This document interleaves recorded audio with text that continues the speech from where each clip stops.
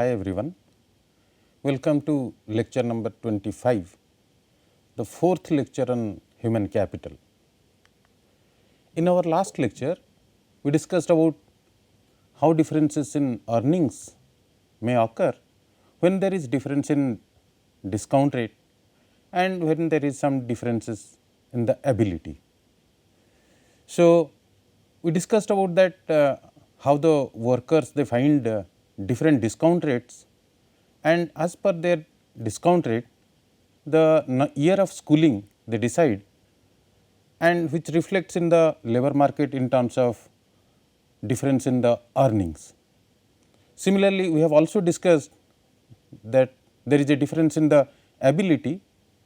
So, this difference in the ability decides that how many years of schooling the workers are going to have, even if they are having the same discount rate, which is reflected in the labor market in terms of earning differential, because they are having on different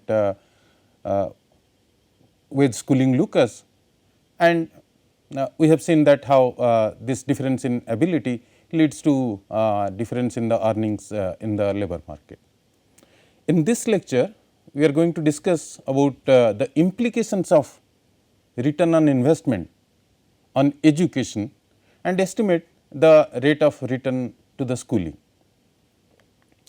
So, the return on investment ROI on education refers to the economic benefits gained from investing in education compared to the cost. So, education is generally considered a long term investment with various tangible and intangible returns.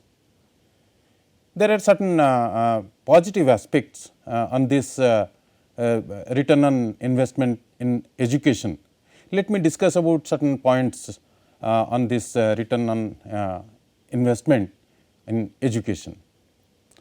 Return on investment in education leads to higher earnings. This is one of the most significant return on investment in education, and on an average individuals with higher level of education such as a bachelor's degree or advanced degree tends to earn more over their lifetime compared to those with lower level of education. So, this increased earning potential can significantly outweigh this cost of education and leading to a positive ROI, return on investment. Further, investment in education leads to opening of various employment opportunities. It widens the employment opportunities and choices for the workers, employment choices. Education enhances individuals' employability by equipping them with skills and knowledge which is necessary to compete in the labor market. So, higher level of education open up a broader range of job opportunities and career paths, and it reduces the risk of unemployment and underemployment for the individuals. Further, it helps in career advancement. Education provides individuals with opportunities of career advancement and professional development. Higher level of education are often associated with promotions, leadership roles and increased responsibility within the organizations, leading to higher earning potentials and job satisfaction at their individual level. Further, return on investment in education have certain social and personal benefits. Education contributes to the social mobility, improve health outcomes, enhance quality of life. So, these are some greater outcomes of investment in education.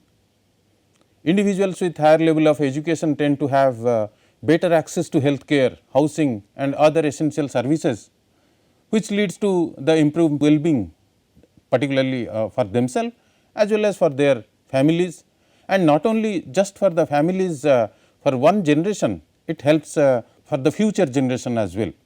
Further, investment in education helps in innovation and entrepreneurship.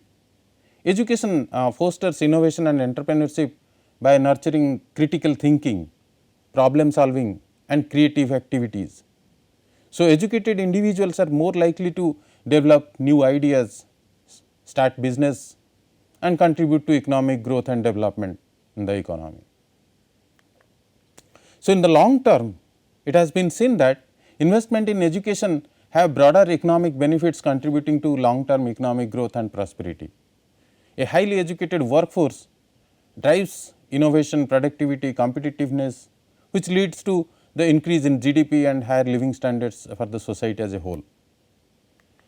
So, if you look at the investment in education and its benefit, it reduces the social cost.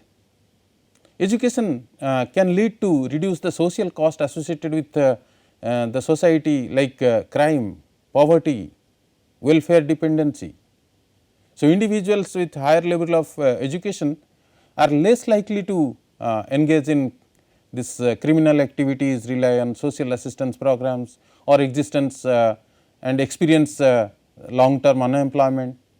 So, therefore, it reduces the burden on the public resources. So, investment in education reduces the social cost in the economy or in the society at an aggregate level. There are some intangible benefits of education, investment in education. It has been observed that it cannot be easily quantifiable, that how education provides some intangible benefits such as personal fulfillment, self confidence, sense of accomplishment. So, education has some psychological aspects, benefits like these intangible returns contributes to overall well-being and happiness, enhances individuals' quality of life. So, overall the return on investment on education, if you see, it is multifaceted and encompassing from financial to social to personal benefits that extends far beyond certain monetary gains. So, while the cost of education can be significant, if you look at the long term returns, it is often justified that investment making in education is most valuable asset and individual should invest in education. Now, if we want to estimate that, how we can estimate the rate of return on this education, the most famous Mensuren equation is given, Jacob Menser, on how we can estimate this human capital earnings. So, this equation is called the Mensuren equation. We have already discussed about this equation. Here the wage is a function of the year of schooling with a quadratic equation. Now, on the left side it has been taken that the log of wage rate, the earnings, which is a function of year of schoolings. So, it is beta 0 plus beta 1 s plus beta 2 s square plus epsilon. Epsilon represents the error term and beta 0, beta 1, beta 2 are the coefficients representing the impact of education on wages. So, here S in this equation is representing the year of schooling, number of year of schooling.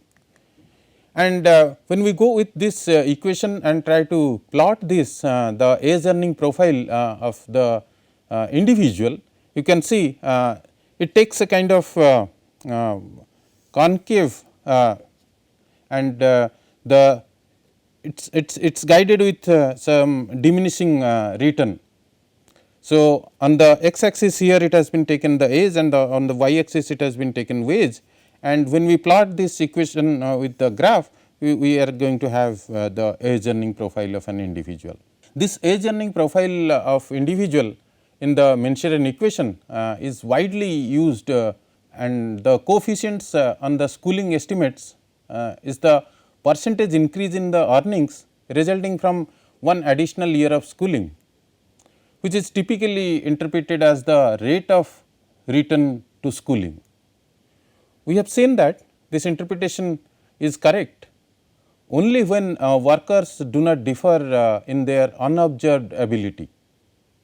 So, the coefficients on experience and experience squared estimates the rate of growth in the earnings resulting from one additional year of labor market experience, and are typically interpreted as the measuring the impact of on job training and on earnings. So, if some individual is there who is going to take some on job training, then this can be also estimated that what is the rate of return on this on job training. So, if the worker did not invest in on the job training, the coefficients of this experience variable would be 0, because there would be no reason for real earnings to increase in the labor market experience.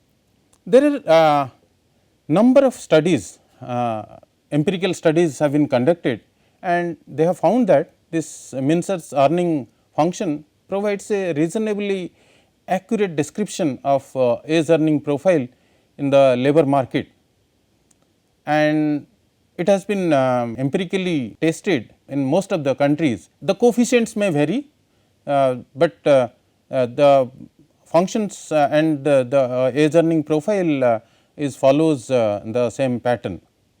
So, as we discussed in our earlier lecture, the actual age earning profile is concave and higher for the more educated workers. So, the evidence also suggests that difference in the education and labor market experience among the workers account for about 1/3 of the variation in the wage rate in the population.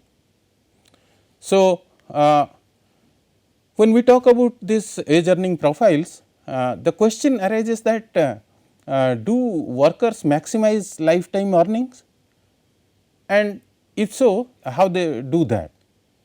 So, the extent to which workers maximize lifetime earnings varies, and it depends on individuals' circumstances, preferences and constraints they face.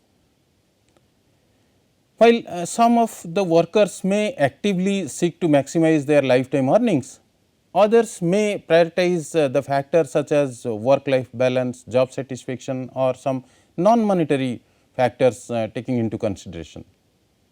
Let us discuss about some of the factors to consider regarding whether the workers they maximize while they maximize this lifetime their lifetime earnings. First factor is the time preference, how the workers are looking at the time and the use of time, disposal of the time and their preference to spend the time. Workers time preference or their willingness to trade the current earnings for future earnings can influence their decision regarding education, career and retirement planning, also career advancement. So, some individuals may prioritize the immediate financial gains, and while others may invest in education and skill development for higher earnings in the future. So, time preference is one of the crucial aspect which affects the decision while maximizing their lifetime earnings. Another factor is the risk aversion. Risk aversion can affect workers' decision regarding their career choices, investment strategies and retirement planning. Risk averse individuals may prioritize stable, lower paying jobs with less uncertainty over high risk and higher reward opportunities that could potentially maximize lifetime earnings. So, they go for lower level of education. Further, there are certain non-monetary factors which affects this decision of maximization. Workers often consider non-monetary factors such as job satisfaction, work-life balance, quality of life when making their career decisions.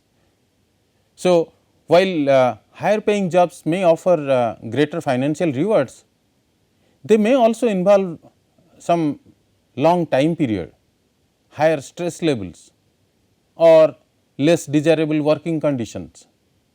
So, some workers may prioritize these non-monetary factors over maximizing their lifetime earnings. Further, while maximizing their lifetime earnings, the workers look at the career trajectories. The career trajectories vary among the individuals, and not all the workers have the same opportunity for the career advancement or the wage growth. So, factors like industry trend, labor market conditions, personal career goals can influence workers' earnings trajectory over their lifetime. However, some workers may experience steady income growth throughout their career, and others may face stagnant or delay in their earnings or decline in their earnings.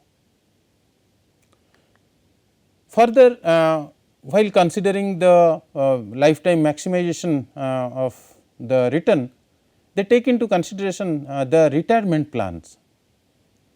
The retirement plans, how the worker is going to plan his retirement affects the decision that while maximizing their return on investment. So, workers' decision regarding retirement savings and investment strategies can affect their lifetime earnings and financial security in retirement. So, workers who prioritize savings and investment for retirement may accumulate greater wealth or over their lifetime, while those who delay or underinvest in retirement planning may face financial challenges later in their life. So, in summary, we can say that while some workers may actively seek to maximize their lifetime earnings through strategic career choices, education investments and retirement planning, some others may prioritize other factors such as job satisfaction, work life balance or risk aversion. So, the extent to which workers maximize lifetime earnings, it depends on a complex interplay of individual preferences, constants and life circumstances which they face. So, when we talk about this return on education and its impact and its estimation, sometimes the education acts as a signal. So, schooling as a signal how it works in the labor market. The individuals, they acquire some degree, some certificates, and with those degrees they enter into the market. So, when they enter into the market, for the employer it acts like a signal. So, let us discuss some points on how this schooling acts as a signal in the labor market. Schooling as a signal is a concept in economics, particularly in the field of labor economics, that proposes that primary function of education is not just to increase human capital, knowledge, skill, abilities, but also to serve as a signal to potential employer about the individual's abilities, qualities and suitability for certain jobs. So, signaling theory of education often associated with economist Michael Spencer's work, that suggests education acts as a signal of an individual's underlying qualities that are difficult for the employer to observe directly. These qualities may include intelligence, motivation, work ethics, conformity and other desirable attributes that contribute to success in the labor market. So, there are certain key aspects of this signaling theory of education, which includes like information asymmetry. In the labor market, there may be asymmetric information between employer and job seekers. Employer cannot always accurately assess the individual skill, ability and characteristics during the hiring process. In those situations, education serves as a credible signal to the employer about an individual's potential productivity and suitability for certain roles in the industry. So, this education plays a significant role to have this information asymmetry. It reduces the information asymmetry. Further, while getting an educational attainment or certain degree is often costly in terms of time, effort and financial resources. So, education involves some kind of cost. So, the signal is costly. So, individuals who invest in education and successfully complete degree programs signals their commitment, ability to learn and willingness to make sacrifices. So, the costliness of education makes it a credible signal for an individual's quality. So, employer takes into consideration all these attributes and the person who is having some kind of education certificate programs is reflected, these attributes are reflected through the degree or the program by which he has gone through. Further, schooling acts as a signal and it helps the screening mechanism. Education serves as a screening mechanism for the employer to filter the job applications. Employer may use educational credential such as degrees, diplomas or certificates as a quick and easy way to shortlist the candidates for the interview or further evaluation. So, higher level of education can indicate higher level of ability and sustainability and suitability for certain positions in the industry. Another signal the schooling gives is that credentialism. So, the signaling theory of education suggests that the value of education lies not only in acquisition of knowledge and skill, but also in credentials and certifications obtained. So, employer may place value on educational credential as a signal of individual's potential productivity regardless of the specific content of the education.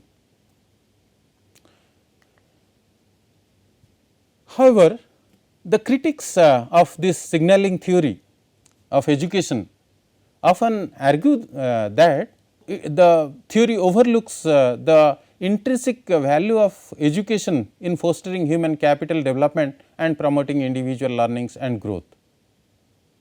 Further, critics also argue that and they suggest that signaling alone cannot fully explain the observed returns to the education in the labor market, as there is empirical evidences supporting the role of human capital accumulating in driving higher earnings and better job outcomes.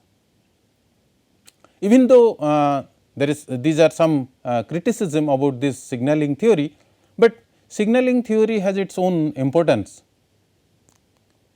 So, signaling theory offers valuable insight into the role of education in the labor market. It is just one of the several theories used to explain the relationship between education and economic outcomes. Therefore, this schooling acts as a signal in the labor market. If you would like to summarize the discussion on this human capital and the role of human capital in the labor market, we discussed the wage schooling locus, which gives the salary that a worker earns if he or she completes a particular level of schooling. We have seen that how wage schooling locus is concave and it is upward sloping. Further, if you would like to summarize, then we can say that workers choose the point on the wage schooling locus that maximize the present value of the lifetime earnings. So, workers they take a very judicious decision that at what time how much of schooling they should require and at what point they should stop. In particular, workers quit school when the marginal rate of return to schooling equals to the discount rate. Further, we discussed that when workers differ only in the discount rate, the rate of return to the schooling can be estimated by comparing the earnings of different workers.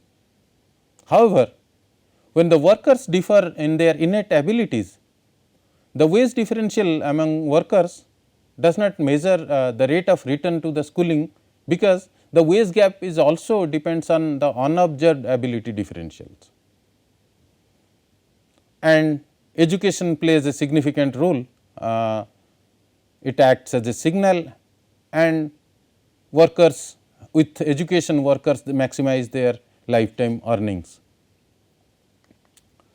So, schooling can play as a signaling role in the labor market, indicating that employer that the worker carrying the certificate or diploma is a highly productive worker. So, it becomes easy for the employer to first scrutinize or to go through the certificates and find that yes, the worker is suitable for this position and the work. So, it acts as a signal. So, the signaling value of education can help the firm differentiate highly productive workers from the less productive workers. In our next lecture, we will discuss about the wage structure and the compensating wage differentials. Why wage differentials arise in the labor market and how it is being compensated. And we will also discuss about the wage structure, how there is a variation in the wage structure which leads to wage inequalities and income inequalities in the labor market, how we can measure this wage inequalities through Lorenz curve or the Gini coefficient. Thank you.